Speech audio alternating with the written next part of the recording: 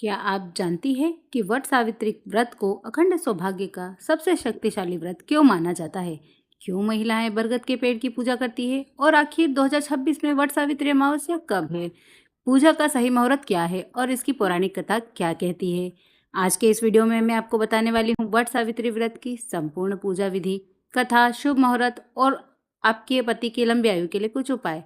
तो वीडियो को अंत तक जरूर देखिए। वट सावित्री अमावस्या 2026 कब है? इस साल वट सावित्री अमावस्या का व्रत 16 मई शनिवार को रखा जाएगा। अमावस्या तिथि की शुरुआत होगी 15 मई की रात को और समाप्त होगी 16 मई की रात को।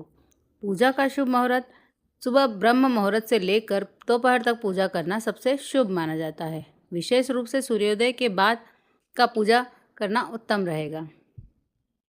अब जान लेते हैं वट सावित्री व्रत का महत्व। हिंदू धर्म में वट सावित्री व्रत को पति की लंबी आयु, सुखी वैवाहिक जीवन और सौभाग्य के लिए रखा जाता है। इस दिन महिलाएं बरगद के पेड़ की पूजा करती है क्योंकि बरगद का पेड़ भगवान ब्रह्मा, विष्णु और महेश का प्रतीक माना गया है। मान्यता है कि इस व्रत को श्रद्धा से करने पर वैवाहिक जीवन में सुख और समृद्धि आती है। अब जानते हैं वट सावित्री व्रत की संपूर्ण पूजा विधि। सुबह जल्दी उठकर स्नान करें और साफ वस्त्र पहने। घर के मंदिर में दीपक जलाएं। व्रत का संकल्प ले। पूजा की थाली में रखे रोली, मोली, अक्षत, फूल, धूप, दीप, फल, भीगा हुआ चना, मिठाई और जल। इसके बाद बरगद के पेड़ के पास जाएं। पेड़ की जड़ में जल अर्पित करें। रोली और अक्षत चढ़ाएं। कच्चा सूत या मोली पेड़ के चारों ओर 7 या 108 बार लपेटें। परिक्रमा करते समय अपने पति की लंबी आयु की प्रार्थना करें। फिर वट सावित्री व्रत कथा सुने या पढ़े। अंत में आरती करें और बड़ों का आशीर्वाद लें। वट सावित्री व्रत कथा प्राचीन समय की बात है। मध्य देश में अश्वपति नाम के एक प्रतापी राजा राज्य करते थे।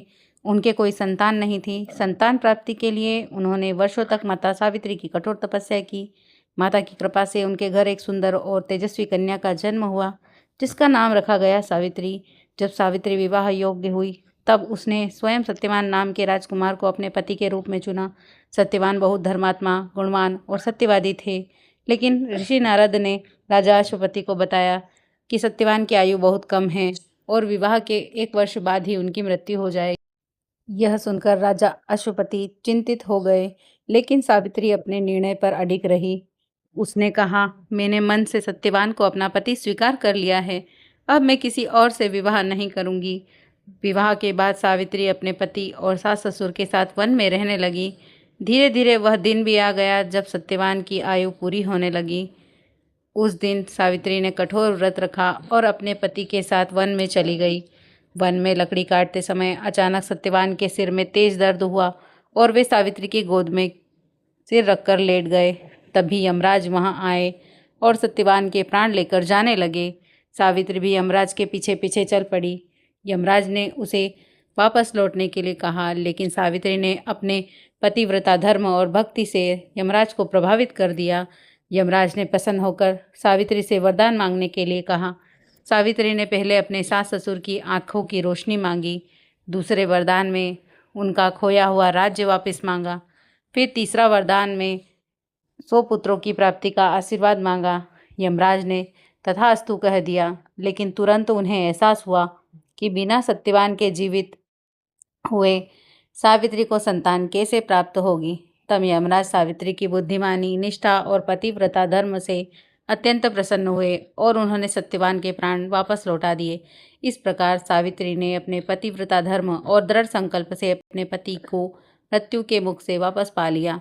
तभी से विवाहित महिलाएं अपने पति की लंबी आयु, सुख और अखंड सौभाग्य के लिए वट सावित्री व्रत रखती है और बरगद के पेड़ की पूजा करती है। जो भी यह व्रत सच्ची श्रद्धा, प्रेम, विश्वास और समर्पण से करता है, वह हर कठिनाइयों को जीत जाता है। अगर आपको यह जानकारी पसंद आई हो तो वीडियो को लाइक करें, शेयर करें और चैनल को सब्सक्राइब जरूर करें। कमेंट में लिखिए जय माँ सावित्री। ऐसी ही धार्मिक और ज्योतिषी से जुड़ी वीडियो को देखने के लिए हमारे चैनल से जुड़े रहिए। धन्यवाद।